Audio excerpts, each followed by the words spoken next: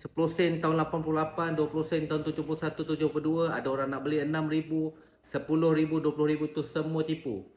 Hai, Assalamualaikum warahmatullahi wabarakatuh. Okey, hari ini saya nak share, ini adalah dua jenis koin Malaysia. Dua jenis sahaja yang kita beli. 10 sen tahun 71, boleh tengok dekat sini 10 sen 71 tahun 1971. So, duit yang macam ni kita beli, ini sekeping. Dan sekeping lagi ini adalah 50 sen. 50 sen tahun 67, 68, 69. Tapi tepi dia bergigi tepi dia bergigi. Dia tak ada terbelah, dia tak ada longkang tu. Okey. So dekat sini dia ada tulis main error. Kenapa main error? Sebenarnya coin ni dia buat dia punya cetakan dia tu sebenarnya ada security, ada longkang.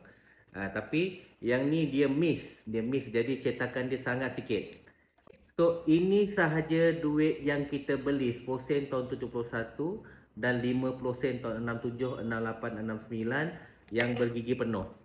Sekian, terima kasih. Assalamualaikum.